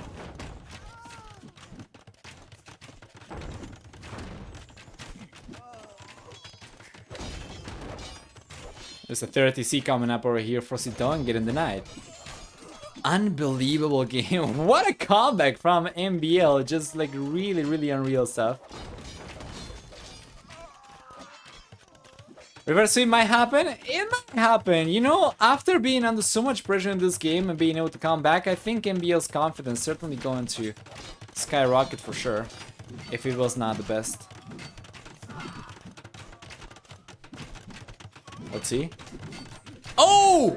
Oh yes! We have Zolotl! He converted it. Wow! He's going for it, guys! When is the last time that you actually saw this? Holy crap! Rejoice! That's certainly a sight to behold. We actually have Zolotl. I think that's the first time I ever see Zolotl warriors in a competitive match. Like ever, I think. Holy crap. What's the sound though? What weapon they're using? They're using clubs. I think it's the same sound as the Jaguar or similar in any case. Flexing. Certainly sounds like it. Or seems like it. Jaguar Warrior Club, yeah. GG. There we go. Just like that. Imperial Age hits for MbL. Sitaux calls a GG, and that's going to be the first game going in favor of MbL this series. What a roller coaster. What a wild ride of a game we have had for game number 3 over here. Absolutely unbelievable. I'm just going to divide this so you can see. Villager count significantly higher for Sitaux. He was putting pressure up over here as well. He ended up getting pushed back from by MbL over here. And then MbL started getting ahead in military count. But the pressure, man. The pressure was so good for Sitaux earlier. Overall, KD is still better for Sitaux, about 21 to 20. Army high, though, significantly higher for MbL at 42 to 30. Economy, on the other hand, stronger for MbL. And for technology, we have faster castle and Imperial Age times for MbL. Sitaux, on the other hand, he's got faster fuel Age time only. That's about it. Let's go back. Zolotl. Resign already, yeah. What civilizations do we have left over here then? Incas and Malians. That means we are going to have Indians, Sicilians. Oh, you know what? I was wrong. I was liking Sitaux civilizations better for the rest of the games. He's got Sicilians, he's got Berbers over here. MbL, well, on paper, Celts are going to be pretty good against both Indians and Berbers. So I guess that is not quite accurate. MbL, he's got Hans and he's got Franks on top of Celts, of course. And Franks could potentially even work against Indians, to be completely honest. It's just against Berbers they could potentially struggle. But that's going to be 2 out of 3 civilizations from Sitaux that both Franks and Celts would have good chances against, right? So yeah, Franks for Sicilians and Indians, Celts for Berbers and Indians. And then Hans, I think Hans will be throwing for MbL a little bit, honestly. I feel like yeah, he should be going for either Franks or Celts, and he's going to have pretty good chances. Redemption was a turnaround? Absolutely. Imagine the monastery that he took down was actually the Redemption Monastery. That would have been just so good.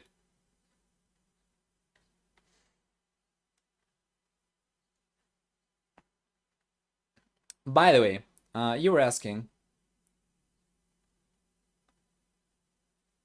Let me scroll back up. If wages follow the prices quickly, inflation's not that bad. Yeah, it's not awful. The problem with inflation in Argentina is that our local currency falls to the dollar more so than it keeps up, like the wages keep up with inflation. Like going for food, you know, going for national clothing is not that bad. Like you can still keep on buying food, you can still keep on paying the rent. But if you have to buy a $500 piece of electronic now compared to 10 years ago, now it's significantly more difficult. Like you're not going to starve in Argentina, most likely. But if you want to buy a computer, it's going to take about 2 monthly wages for you to be able to buy a computer. And that I'm talking about the entire wage, the entire salary. So if you have to save to actually buy it, it's going to take like a very long time, and you can just absolutely forget about going on vacation abroad. So yeah, where would you move? I would move. I've been considering the US, Canada, and Europe for the most part. The one thing that's really be pulling me towards the US and Canada is the language, because it's so much more straightforward. If I had to move to Germany or, you know, any country in Europe that isn't Spain, I need to learn the language. And also I have spent so much time, I have spent countless hours trying to improve my pronunciation, my English pronunciation, that not having the experience of actually living in an English speaking country at some point in my life feels kind of like a tragedy in a sense. But we'll see, because the US is significantly pricier than Europe. So we'll see. Why do they have that oh, and then when it's pronounced like oh, that's just French. That's just you know, French pronunciation rules. Just gotta get used to it. We have the same problem. Live in Turkey. Yeah. Any countries where inflation, you know, fails to keep up with the US or the euro it's the same issue.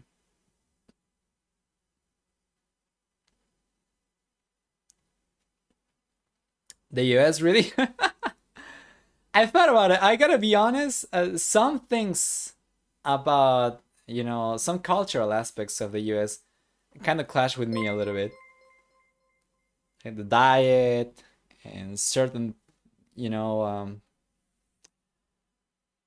entitlement, feelings of entitlements for some of the citizens about certain things clash with me a little bit, but it's the accent that I've been practicing the most. Guys, we're jumping into game number 4, and thank you so much for the sub with a prime gaming sub as well, guy.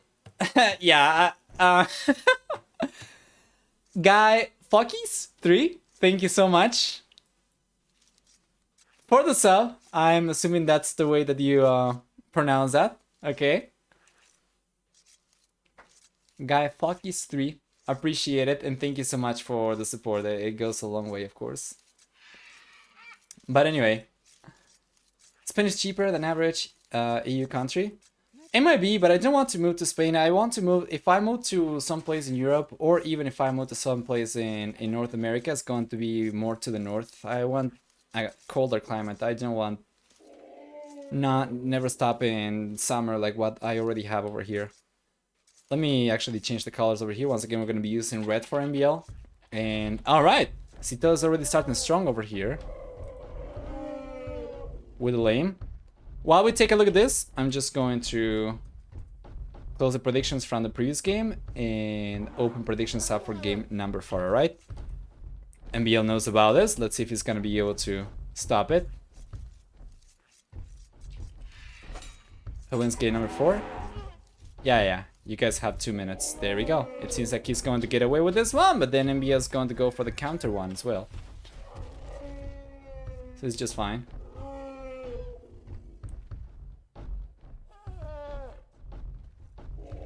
That's what I figure, Whiskey, but I didn't want to pronounce it like that.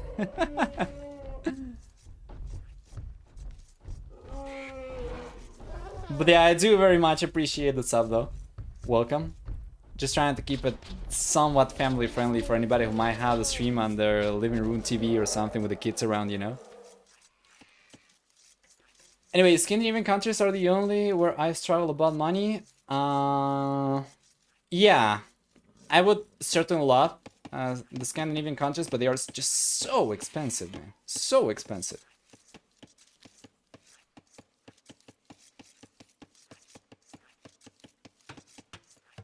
Alright, what do we get for the civilizations over here? It's going to be Indians versus Celts.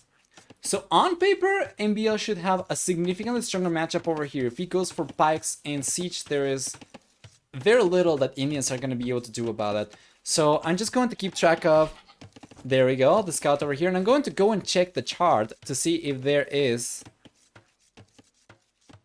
already a previous matchup between Celts and Indians.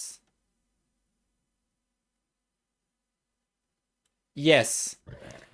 No. This is going to be the first matchup, sorry, between Celts and Indians. So far, there's no record. Let's take a look at...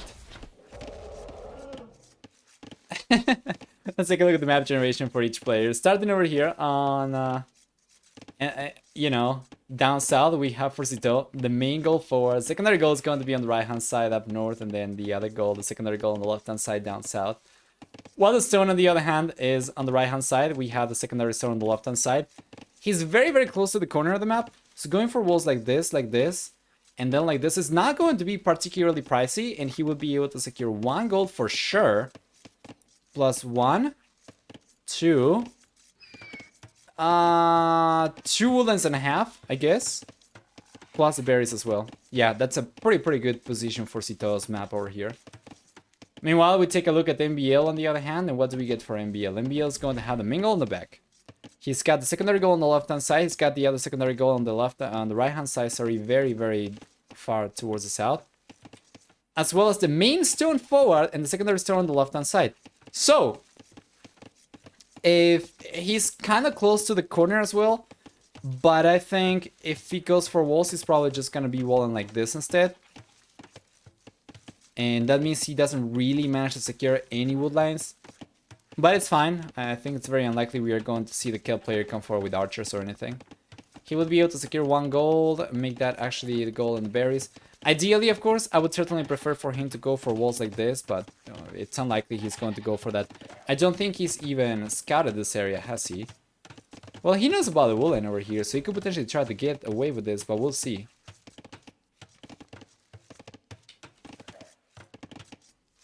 Village on the way already for both players.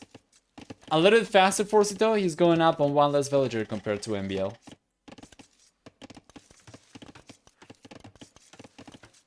Yeah, I saw V for Vendetta. I didn't recall the character name. Or the mask name, rather. Saw it a very long time ago.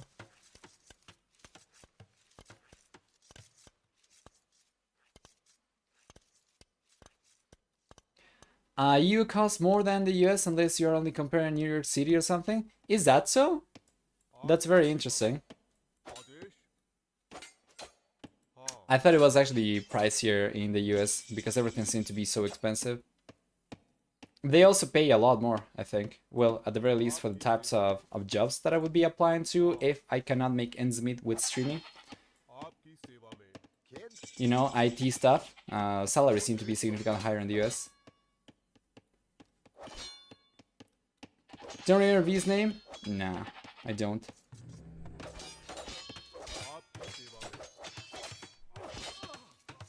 Good job.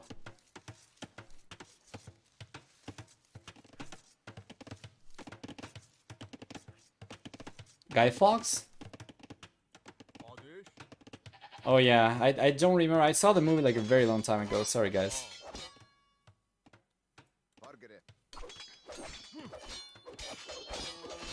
Good job. Wow, Militia's over here even working against Minotaurs. So Sitaux is going to end up just wasting the resources invested into the units and the upgrades, mostly as well. Scout's very little HP, of course. MbL doesn't have a scout anymore, but yeah, he's still with enough punching power over here to take these guys down.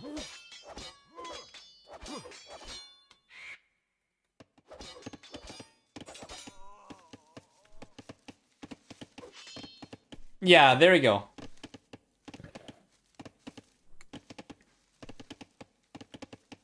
That's what I was talking about, guys.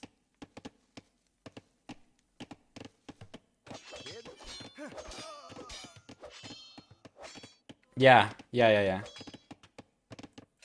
Thank you for the clarification. Matches already coming out for Sitaux. And MbL, well, MbL is going for some skirmishes over here on top of archers. He's got double archer ranges. That is pretty interesting to see. That means if Sitaux, okay, he's already connected to the edge of the map over here. If he does not connect to the left-hand side edge of the map, then he could potentially be under pressure from the archers. All right.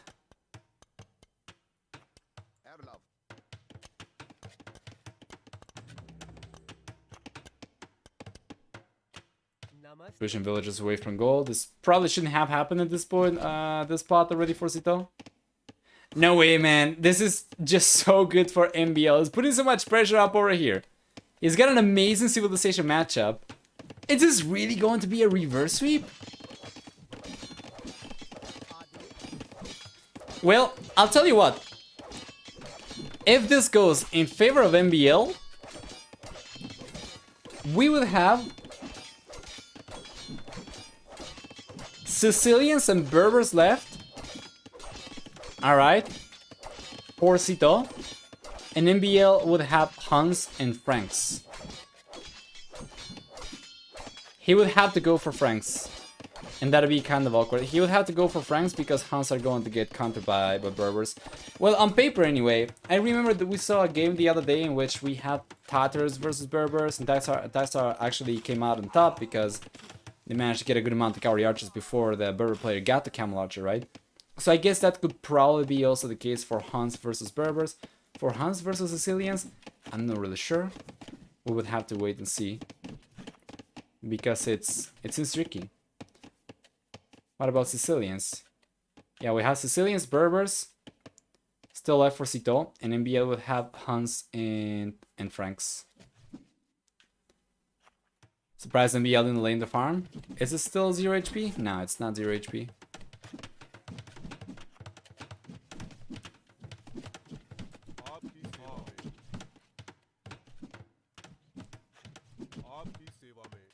There we go. Yeah, and Sitau's pushing MbL away. MbL's pushing Sitaux away over here. Both players are going to get away playing defensive. Gold economy a little bit better for MbL right now. He does have a lot of extra idle TC time though, again. Yeah, and Sitaux. So far getting ahead.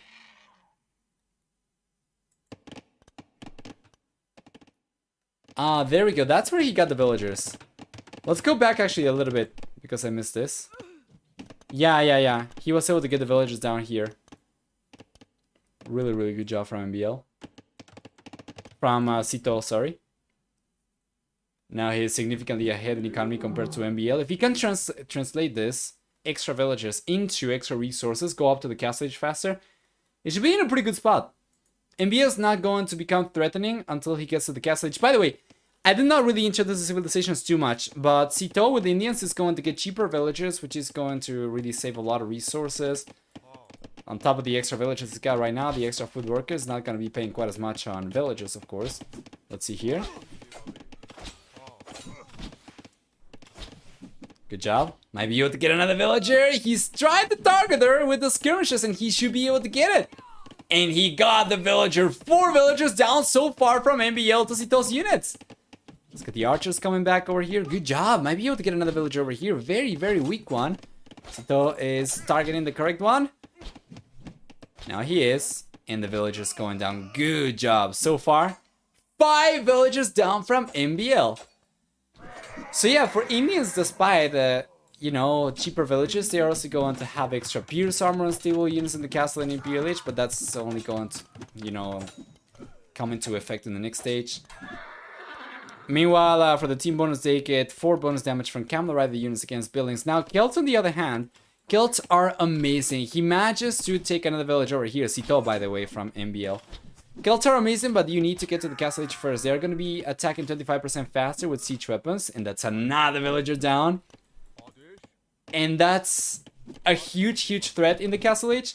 But MbL needs to survive, man. And honestly, with Sitaux having 10 extra villagers already, and MbL still falling behind significantly in idle TC time, you know, Sitaux's looking pretty strong so far. It's a forward tower coming in from MbL, but then Sitaux's got this back goal to fall back to eventually. So yeah, Han will win this? Maybe.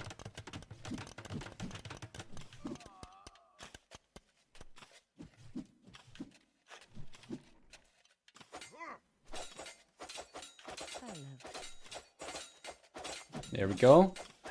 Might be able to break through over here, but yeah, once again, Sitaux should be able to just move the villagers over here and he's gonna be fine. If he can get some walls up over here, by the way, that's going to be so good. If he can connect this, then he's going to end up securing this part of the wood, this part of the wood as well, this wood lane for sure, which is pretty good. So there's a lot of pressure coming in from the red player for sure, and Sitaux, I think he should be able to hold on.